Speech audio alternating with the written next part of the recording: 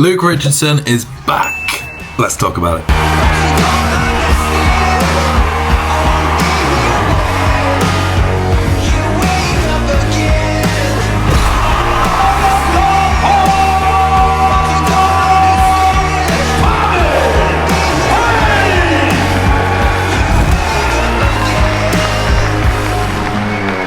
So this weekend gone was the Giants Live World Tour Finals, and what a show it was. I've actually got massive FOMO, not competing. It's the one Giants Live show I've missed this year. And Luke Richardson came back from injury and has basically taken it by storm. He looks like he sort of coasted through, in all honesty. Like, he looks phenomenal at the minute. So huge props to Luke Richardson for taking the win. Andre Foytu as well, coming in second, which is really cool. I know Andre's missed the podium a few times, coming fourth, which there is no worse position in a lineup to come than fourth, honestly. Like, it sucks. So gas to see Andre do so well. And then Flynn, as consistent as ever, came in third place. So kicking off with the Log Lift World Champs, which is first event, always is at the World Tour Finals, like, really cool. I think it's an absolute staple of the year. I think it's essential, like, test, like, we have the Max Dead Championship, so it makes sense to have the Log Lift Championships as well, and it is always like a completely different field of athletes. Like, in the Log Lift Champs, you've got the long-limbed deadlift build guys, and then obviously the Log Lift Champs, you get the sort of stockier, more barrel-chested guys sending it. In terms of the athletes that did the full comp, Andre Foytu took the win with 220 kilo. That's 10 kilos up from his previous junior record. I can't believe that man is still a junior. It makes no sense. You're 17. Yeah, I just look older. There's looking older, and then there's that. You look about 30. And then Tom Stallman was the only other person to do a 200 kilo log, with Luke getting 190. I think overall, like, the results on the Log Lift Champs, that, like, on paper, they actually look a bit down. Like, the stars of the show were Andre, obviously, with the 220, and then Jack Osborne, who just did the log lift only, but got a new British record with 222. To be honest, it looked really easy. Like, I've had the pleasure of competing against Jack since about 2021 or 2020 when we did juniors together, and there was a max log in my first ever comp. I think I did 120, and we waited about 4 hours because Jack was going for, I think, 185 or something like that back in the day. So it's so cool. Like, he's always had that potential, and I'm so glad that, like, Loz or whoever got him that shot did, because I think Loz, anyone that knows Jack, had, like, full confidence he'd be able to get that British record, and I generally think, like, he will get the world record as well next year. As well, like, Andre has a great shot as well. It's very hard to describe, like, that feeling of, like, when you're aiming for something. So, like, Andre was shooting for 220, Jack was obviously going for 222. As soon as you get that, it's very hard to then get re-psyched up to go for the next lift, if that makes sense, because you're already sort of checked out, you're already happy with it.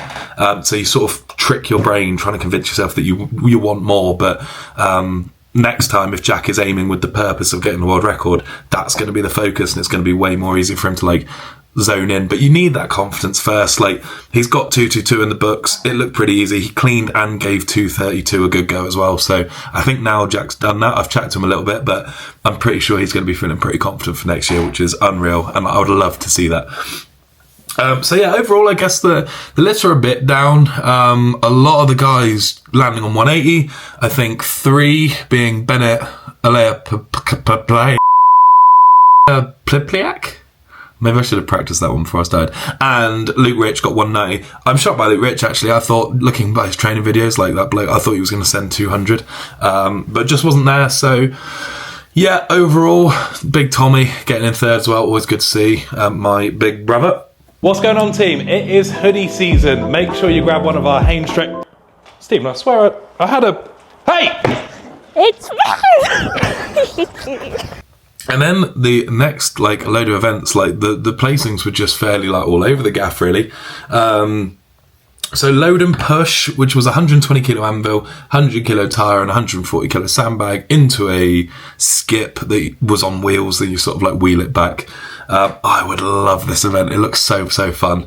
And it looks like you're clearing up the farm. So I'm sure it'd have been a good one. Basically, Luke Rich got the win, 0.06 ahead of Andy Flynn. Again, Andy Flynn's just one of them guys. Like, I knew he would probably be top 3, top 4 every single event. Like, he doesn't necessarily have, like, banker events, but, like, he just has, like, this consistency, which is just so undervalued. Like, he just turns up to comps and just does really well, and no one will ever predict him for, well, they might now, I hope they do, but people never predict him to like do podium or to win, and in reality, like, he's as good as anyone.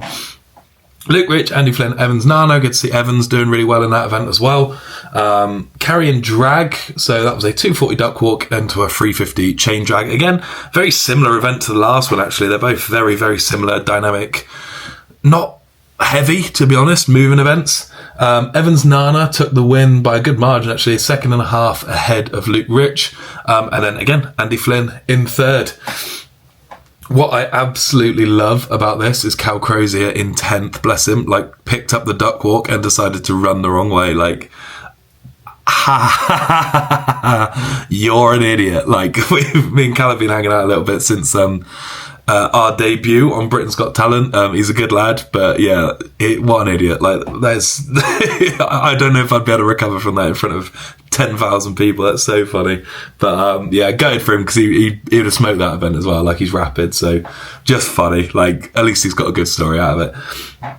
Okay, Wrecking Ball hold, obviously a good, brilliant event. This a good favourite of mine. Again, it was so close. Flynn took the win on this with 91.75. Pretty good time on that. 42 91.37. So all these like margins and stuff were so close. And then again, another third place for Evans Nana. Luke Rich down in 5th on that one, and Tom Stockman in 10th. Obviously, we knew that wasn't a good event for Tom. Tom was just sort of consistently sort of in the mix, 6th, 7th positions the whole way through. Won the stones. You could tell he wasn't like that focused on this comp. He just wanted to run out before the Rogue, which is totally valid. Like, he's looking the biggest he's ever been. That is because the Rogue is the heaviest it's ever been. Like, if you haven't seen the Rogue events yet, they are bloody heavy. So that is probably why Tom like sacrificed a bit of conditioning just for outright strength, and rightfully so, in my opinion. And then finishing up with the Castle Outlet Stones, Tom Stolman obviously taking the win in 23.5. A pretty pedestrian time for Tom, let's be real. Like, he's done that so much quicker. So again, that might show that maybe the bicep isn't 100%, or he was just being a little bit cautious. Still enough to win the event by 6 seconds. And then you had a heap of guys. Andre, 29.1. Let's just talk about that. Like, first time Andre's finished the stones, I believe, and like, he's finished the stones in 2nd place. Like, that is absolutely unreal. Like, it seemed like one of those days where like everything just went Andre's way, which everyone deserves once in a while. Really cool to see, and yeah, just buzzing for him. Like, you could see how happy he was as well. Like, he's gone from stones costing him at least 2 podiums, maybe even more, maybe 3 if you include OSG, to, you know, coming 2nd in it, behind Tom Stolman, which is basically winning it, let's be real. Gab Bilton 3rd, Luke Rich 4th. Again, quite a slow time for Luke, but again, coming back from bicep, like, to be expected. He knew what he had to do by this point as well, so like, I don't think he was risking anything. He was just finish all the stones in a decent time and you've won the show. So absolutely buzzing for Luke. So yeah, Luke Richardson, Andre and Andy Flynn have all qualified for World Strongest Man. What this could mean is that there's going to be a lot of Brits at World Strongest Man this year, because you've got myself, Tom, Luke Rich, Andy Flynn already qualified. That's 4. There's 3 spots at Brits. Now, the likelihood is obviously myself, Flynn, Luke Rich or Tom are likely to be on the podium. Maybe all 3 of us, you don't know. But say like there was an off chance where 3 guys got on the podium. Yeah, there's suddenly 7 Brits invited to Worlds. Like, I'd just be like, I'd love to see it, but like, they'd have to do something, wouldn't they? So it'd be very interesting. But anyway, that's just a side tangent. Shout out Giants Live, looked another completely just unreal competition. I'm very excited for the log lift champs next year. Obviously as a fan, not as a competitor, but I genuinely think there's 5 guys in the world right now that could press over 220 if you included like Iron Bibby coming back, Hatton, Trey Mitchell, and then obviously the 2 that just did it, Foytu and Osborne. And then, you know, even like a healthy Luke Stoltman back in shape. Like, these guys, like, the standard is going up and up. Even Mitch Hooper probably is around that level now as well. So, yeah, I'm excited. Like, I think next year is the year we'll see another log world record, and I hope it is by more than just 1 kilo. But, yeah, I'm excited for a bit of a battle. It's always just been one guy, like, whether it be Bibby or Z. Like, now there's a few guys, like, fighting around that mark, and I think it's lining up to be, like, really exciting next year. Other athletes, shout out, good to see Gav back, another solid performance from him, and just really good to see like all these newbies getting a go. Ryan Bennett from England, glad to see him step up. He held his own again, just looked fairly consistent the whole show. Evans and Anna in fourth, obviously I would think that would be enough for Evans to get a Worlds invite. You never know. But obviously he's such a personality that they just want to invite him as well. So enjoyed the new mix of athletes. Obviously it was a bit different. And yeah, just buzzing. I think Giants Live is just completely paving the way at the minute, and Strongman's in a very, very good place. That is the end of Giants Live for this year. We will be back for Britain's Strongest Man in February, where your boy is pushing to win that title. For me, I am 2 weeks out from the Rogue Invitational. My body is feeling pretty battered, in all honesty. Like, I'm very excited for a deload. Got a few like niggles and stuff going on, but nothing too drastic. We're feeling good, feeling very, very strong, and I'm excited to go up to Scotland and send it against the best. Let me know what you thought of the Giants Live show. I thought it was a really, really good watch. Some funny moments, some crazy, crazy feats of strength. Again, Jack Osborne and Andre Foytu, what absolute heroes. And Luke Rich, the king, is back. But he's going to get beaten at Brits. Let's see. So, thank you very much for watching. Like, comment, share, subscribe, all that good stuff. And we'll see you in the next video. Peace.